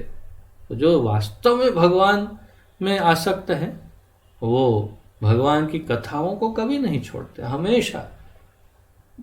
क्षमा करें, ऐसा एक चित्र, प्रचलित चित्र है हनुमान जी का, कि कोई दावा करता है कि उन्होंने फोटो खींचा था और वो वास्तव में वास्तविक हनुमान जी का चित्र है। वो चित्र में आप देखेंगे कि वे एक पैर, एक चरण उनका, क्षमा करें, उनका एक चरण ऐसे थोड़ा ऊपर है, एक चरण नीचे है, पूंछ लटक रही है एक तरफ, और हाथ में श्री रामायण जी है और श्री रामायण जी का पाठ कर रहे हैं। ऐसा फोटो है। जो भी हो, सत्य तो यही है कि हनुमान जी को आप चाहे करोड़ों कोटि बार राम कथा सुनाओ, वे उतने ही प्रेम और आनंद से, बल्कि और अधिक आनंद और प्रेम से वे श्रवण करेंगे। क्यों? क्योंकि जिनको राम में मन रम गया है, उनको राम कथा में भी स्वाभाविक रूप से उनका मन रम जाता है। अर्थात कि भगवान में और उनकी कथा में एक समान ही रुचि होती है, अलग नहीं होता। भगवान और भगवान की कथा, उनकी लीला, उनका नाम, उनका रूप, उनका गुण धाम, सब एक ही तत्व है, इसलिए एक समान इंटरेस्ट उसमें भी होता है। तो इस प्रकार यहाँ पर वर्णन कर रहे हैं। और फिर एक एक पेज पूरा बाकी है, समय होता जा रहा है। अब कम से कम 15 मिनट तो लगी जाएगी इसको समाप्त करने में। तो जैसे फिर आप लोग आज्ञा करें वैसे करते हैं। आगे बढ़ाना है तो बढ़ा देते हैं, या फिर आप कहें तो विराम ले लेते हैं, जैसे आप लोगों की। तो यदि आप मैंने आज एक आपके ऑप्शन एक ओपन रखा है, आप सबके जूम में आप देख सकते हैं शायद कि यस और नो का एक ऑप्शन है। तो यदि आप सब चाहते हैं कि ये एक पेज है उतना कर लें, तो यस वाला ऑप्शन जो है उसे कर दीजिए। मैं देख रहा हूँ कि यस होना शुरू हो गया है। 1 2 फिर हाँ 3 4 और अधिक देखना पड़ेगा कितने हैं यस वाले ऑप्शंस।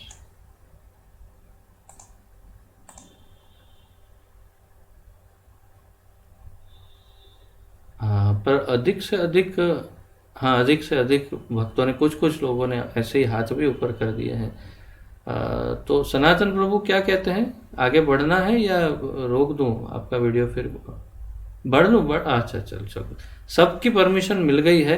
तो आगे बढ़ जाते हैं। बहुत बहुत आप सब करुणामय है वास्तव में, सच में आप सबकी बड़ी करुणा और इतना इंटरेस्ट देखकर मैं बहुत ही ज़्यादा अपने आप को सौभाग्यशाली समझता हूँ कि इतनी रुचि है आपकी भगवान की कथा में। तो मैं आप सबके सामने नतमस्तक हूँ और धन्यवाद करता हूँ कि आपके कारण मैं इसमें इस तरह से जकड़ के जैसे मुझे रखा हो, ऐसे मैं इसका आनंद ले पाता हूँ। आपका फिर से धन्यवाद। आगे बढ़ते हैं। अतएव भगवान श्री चैतन्य महाप्रभु ने प्रकाशानंद सरस्वती को परामर्श दिया। अब महाप्रभु ये सारी बात करके, प्रभुपाद जी ने जो कुछ वर्णन किया वो वास्तव में महाप्रभु ने प्रकाशानंद सरस्वती को कहा, वही सब वर्णन है। और फिर अंत में महाप्रभु ने उनसे कहा, एक एक श्लोक का मनन करते हुए सदा श्रीमद् भागवत का पाठ करना चाहिए। ऐसा करने से आप ब्रह्म सूत्र का वास्तविक अर्थ जान जाएंगे। आपका कहना है कि आप वेदांत सूत्र को समझने के लिए अत्यंत उत्कंठित हैं, पर श्रीमद् भागवत को समझे बिना ब्रह्म सूत्र का ज्ञान असंभव है। महाप्रभु कहते हैं, अगर आपको ब्रह्म सूत्र, वेदांत सूत्र का ज्ञान चाहिए तो पहले भागवत को समझना पड़ेगा। उन्होंने श्री प्रकाशानंद को हरे कृष्ण कृष्ण कृष्ण हरे हरे, हरे राम राम राम हरे हरे महामंत्र के निरंतर कीर्तन का परामर्श भी दिया।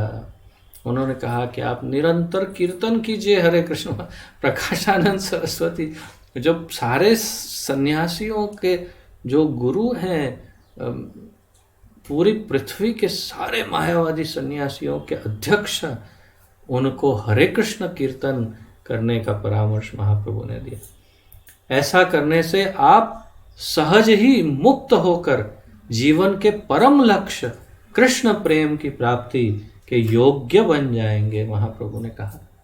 महाप्रभु ने उन्हें जैसे एक अत्यंत करुणामय पिता अपने छोटे से बच्चे को कैसे उपदेश देते हैं, ऐसे ये करुणामय पिता श्री चैतन्य महाप्रभु स्वयं भगवान श्री कृष्ण इस अपने सन्यासी बच्चे को बहुत ही कोमलता से कहते हैं, आप ये महामंत्र का जप करिए, आप जीवन मुक्त हो जाएंगे और परम लक्ष्य कृष्ण प्रेम की भी प्राप्ति हो जाएगी।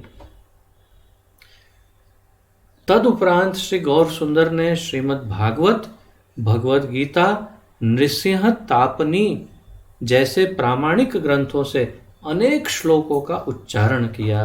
जो यहाँ पर वर्णन सारे श्लोकों का तो नहीं करेंगे महाप्रभु, ये प्रभुपाद जी।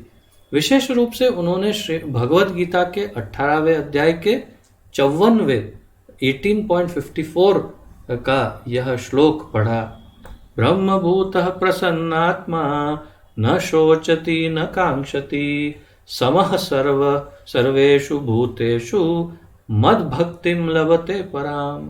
तो ये अत्यंत प्रचलित श्लोक है, ये कंठस्थ करने योग्य भी है, बड़ा महत्वपूर्ण है। ब्रह्मभूतः प्रसन्नात्मा न शोचति न कांक्षति समः सर्वेषु भूतेषु मद्भक्तिं लभते पराम। कौन मेरी भक्ति, परम भक्ति, मेरी भक्ति को कौन प्राप्त कर सकता है? तो वो ब्रह्मभूत प्रसन्न आत्मा जो है वो कैसा होना चाहिए? तो वो कभी ना शोक करे, ना किसी वस्तु की इच्छा करे और सभी के प्रति एक समान हो। तो जैसे यहाँ बता रहे हैं, ब्रह्मभूत पुरुष सब जीवों में समभाव रखता है तथा भगवान श्री कृष्ण का शुद्ध भक्त बन जाता है। नृसिंह तापनी ये एक शास्त्र है जिसमें दूसरे स्कंद के 5वें अध्याय का 16वां श्लोक है। उसमें कथन है कि यथार्थ मुक्त परम ईश्वर भगवान श्री कृष्ण के दिव्य लीला विलास को समझने में समर्थ हो जाता है तथा उनकी भक्ति में नियुक्त रहता है। श्री चैतन्य महाप्रभु ने श्रीमद् भागवत के दूसरे स्कंद के पहले अध्याय के 9वें श्लोक से भी श्लोक उद्धृत किया।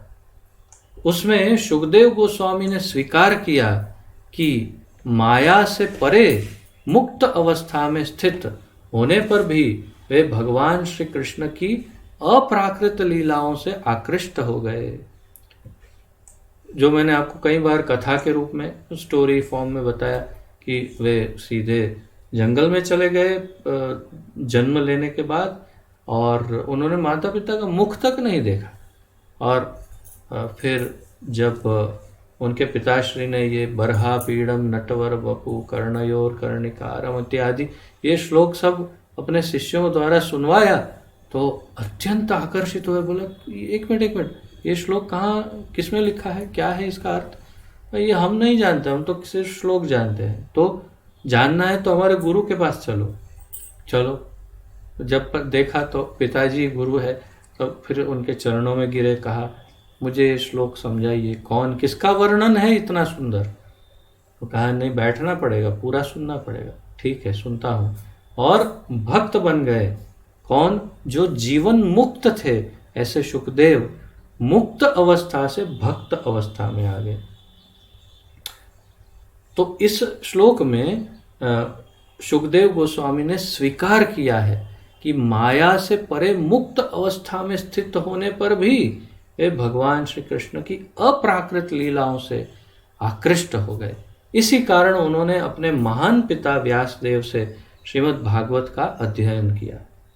श्री गौर सुंदर महाप्रभु ने श्रीमद् भागवत के तीसरे स्कंद के 15वें अध्याय के 43वें श्लोक सनक आदि कुमारों से संबंधित एक अन्य श्लोक का प्रमाण दिया। 4 कुमार जो वैकुंठ गए और उसी का वर्णन के कैसे भक्त बन गए, वो भी मुक्त थे। श्रीमद् भागवत क्षमा करिए, श्री भगवत मंदिर में प्रविष्ट होने पर, भगवान के मंदिर में प्रविष्ट होने पर चंदन सहित श्री कृष्ण के चरणारविंद में अर्पित पुष्प और तुलसी की सुगंध से वे आकृष्ट हो गए। चारों कुमार जीवन मुक्त थे, किंतु अर्पित की हुई तुलसी की सुगंध मात्र से उनका चित्त भगवान श्री कृष्ण की सेवा में रम गया। भागवत में अन्यत्र प्रथम स्कंद 7वां अध्याय 10वां श्लोक में उल्लेख है कि माया दोष से मुक्त जीव भी बिना किसी कारण श्री कृष्ण सेवा में आकृष्ट हो सकता है। जो मुक्त है ऐसा जीव भी भगवान कृष्ण की तरफ आकर्षित हो सकता है। अतः श्री भगवान अतिशय आकर्षक हैं। उनके इस आकर्षण के कारण ही उन्हें कृष्ण कहा जाता है। इस प्रकार श्री श्री गौर सुंदर महाप्रभु ने प्रकाशानंद सरस्वती को श्रीमद् भागवत के आत्माराम श्लोक का वर्णन सुनाया। और ऐसे करते करते आत्माराम श्लोक, जिसका हम कई बार चर्चा कर चुके हैं, अभी अभी सनातन गोस्वामी के साथ जो चर्चा हुई थी, तो वो सुनाया। और श्री कृष्ण चैतन्य महाप्रभु के भक्त महाराष्ट्रीय ब्राह्मण के अनुसार श्रीमन महाप्रभु ने इस श्लोक की 61 व्याख्याएं की थी। 61 अलग अलग व्याख्याएं उन्होंने सुनाई। सभी उपस्थित जन आत्माराम श्लोक के विविध अर्थों को सुनने को उत्सुक थे। तो अब तक वो महाप्रभु, ये नहीं, कभी कभी होता है ना, जो अच्छा गाते हैं, तो जो गायक होते हैं जैसे फिल्मी गायक, तो उनका जो बहुत प्रचलित गाना होता है, कहीं जाते हैं तो वो कहते हैं अच्छा वो आपका वो वाला गाना गाओ ना जो आप बहुत प्रचलित, तो सब बार बार। तो महाप्रभु का आत्माराम पर जो उनका विवेचन है वो इतना प्रचलित था कि बार बार सब वही कहते थे, अरे वो आत्माराम वाला बताइए ना महाप्रभु। और उन्होंने ये तीसरी बार फिर यहाँ 61 अलग अलग प्रकार से उसका यहाँ पर वर्णन किया है। तो उनकी क्षमा करें, उत्कट उत्सुकता को देखते हुए श्री गौर सुंदर चैतन्य महाप्रभु ने आत्माराम श्लोक की वही व्याख्या सुनाई जो पूर्व में श्रील सनातन गोस्वामी को सुनाई थी। और फिर यहाँ हिंदी में एक लाइन पूरी मिसिंग है, शायद टाइप प्रिंटिंग के समय रह गया होगा। तो अंग्रेजी में बताया है कि ये सुनकर के वहाँ जितने उपस्थित थे सब अत्यंत आश्चर्यचकित हो गए, अचंभित हो गए, और फिर वे सभी श्री गौर सुंदर को साक्षात भगवान श्री कृष्ण मानने लगे। हरि हरि बोल, गौर हरि बोल। इस प्रकार सभी ने वहाँ पर श्री चैतन्य महाप्रभु को श्री कृष्ण रूप में स्वीकार कर लिया। इस प्रकार ये 23वां अध्याय संपन्न समाप्त हुआ और श्री सार्वभौम भट्टाचार्य के साथ उनकी चर्चा कल आरंभ करेंगे 24वें अध्याय में। वो भी बहुत इंटरेस्टिंग है। आप इसकी एक बार चर्चा हम कर चुके हैं, जो संक्षिप्त लघु एक पुस्तिका का जब अध्ययन कर रहे थे तब, परंतु कल विस्तार से फिर चर्चा होगी। आज के इस विषय में यदि किसी का कोई प्रश्न आदि हो तो प्रस्तुत कर सकते हैं, अन्यथा विराम लेंगे और अपना दर्शन भी हमें प्रदान कर सकते हैं अगर संभव हो।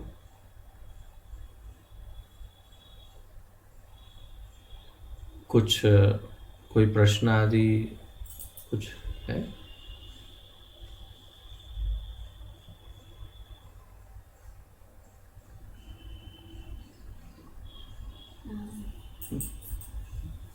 हम लोग जनरली श्रीमद् भागवतम जब पढ़ते हैं तो उसमें कुछ कुछ लीलाएं हैं ऐसे सब बहुत ही अचंभित, सरप्राइजिंग करती है अपने।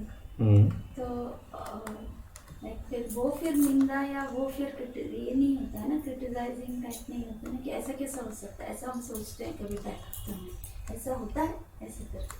हाँ, तो वही तो बात है कि संशय के साथ यदि हम भागवत पढ़ेंगे तो कोई लाभ नहीं होगा। यदि ऐसा होता है, ये प्रश्न चिन्ह आ जाए तो संशय उत्पन्न हुआ तो लाभ नहीं मिलेगा।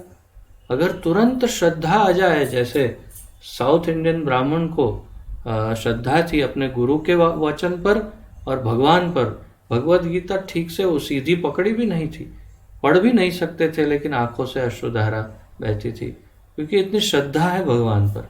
तो अगर ऐसे श्रद्धा भाव से यदि हम भागवत का अध्ययन या श्रवण करेंगे तो लाभ प्राप्त होगा। जैसे बहुत अच्छी एक कथा जो वास्तव में भागवत में बताते हैं कि भागवत में नहीं है लेकिन किसी भाष्य में है, गौकर्ण की कथा एक आती है। जो गौकर्ण और एक उनका दुंदुभी, उनका एक सौतेला भाई या जो भी हो, तो वो भागवत कथा गौकर्ण जी जब करते हैं तो वो दुंदुभी प्रेत रूप, भूत रूप में वहाँ पर बैठा होता है और पूरा गांव वहाँ बैठा होता है। लेकिन कथा के अंत में प्रेत योनि से मुक्त होकर सीधा भगवान के धाम पे सिर्फ दुमदुभी जाता है, बाकी कोई नहीं जाता है। विमान आता है उसे ले जाता है, सब पूछते हैं ये क्या हुआ, वो गया मुक्त, हम सब क्यों नहीं हुए। तब गौकर्ण जी कहते हैं कि उन्होंने उस भाव से सुना है, उनकी वो इमरजेंसी की कंडीशन थी, उनको उसकी इतनी परम आवश्यकता थी और परम श्रद्धा भी थी, और इसलिए वो प्रेत योनि से मुक्त हो गए और आप मनुष्य योनि से भी मुक्त नहीं हुए। तो उन्होंने कहा नहीं तो फिर सेकंड टाइम, चलो सेकंड टाइम फिर दोबारा सुनाई। तब पूरे गांव ने बहुत प्रेम से सुनी और कहते हैं कि सारा का सारा गांव मुक्त हो गया, सबको विमान ले गया। ऐसे ऐसे ऐसे कहते हैं। तात्पर्य यह है कि जो भावपूर्ण हम श्रवण करते हैं श्रद्धापूर्वक, और अगर पूरी श्रद्धा ना हो तो स्वाभाविक रूप से फल नहीं मिलेगा, और श्रद्धा हो तो सीधा सीधा फल मिल जाएगा, तुरंत इमीडिएट रिजल्ट। तो परीक्षित महाराज जब क्वेश्चंस करते थे तो वो उनको थोड़ा सा ऐसा शंका थी। संशयात्मक प्रश्न एक भी नहीं है, कहाँ से है? What have you been studying? दर्शन की क्वेश्चंस वो पूछते थे, वो क्वेश्चन पूछते हैं, शंका नहीं करते हैं। शंका करने में और प्रश्न पूछने में जमीन आसमान का फर्क है। कितना बड़ा अंतर है। एक प्रश्न पूछो, उत्कंठा हो और प्रश्न पूछो, और शंका करो कि नहीं नहीं नहीं ये ऐसा नहीं लगता है, कुछ गड़बड़ है इसमें, ऐसा नहीं, ऐसा क्यों है, ऐसा नहीं, ऐसा क्यों, ऐसा होना चाहिए। उसमें बहुत बड़ा अंतर है। उन्होंने कभी भी एक भी प्रश्न पूरी भागवत में संशयात्मक प्रश्न नहीं पूछा। उन्होंने उत्कंठित प्रश्न पूछे हैं। आई वॉन्ट टू नो, मुझे जानना है, कृपया मुझे बताइए। ऐसे ही प्रश्न हैं उनके। उन्होंने एक भी प्रश्न ऐसा नहीं किया है मुझे डाउट है आप पर, शायद हो सकता है ये गड़बड़ है, ऐसा एक भी प्रश्न नहीं पूछा है। ओके?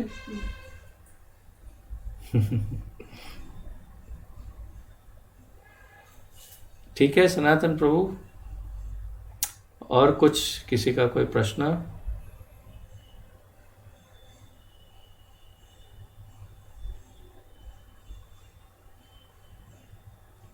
ठीक है, तो आइए सब प्रणति निवेदन करते हैं और विराम लेते हैं। श्री चैतन्य महाप्रभु की जय। पतित पावन श्रील प्रभुपाद की जय। पतित पावन गुरुदेव की जय। निताय गौर प्रेमानंदे। हरि हरि बोल। आप सबको कोटि कोटि दंडवत प्रणाम।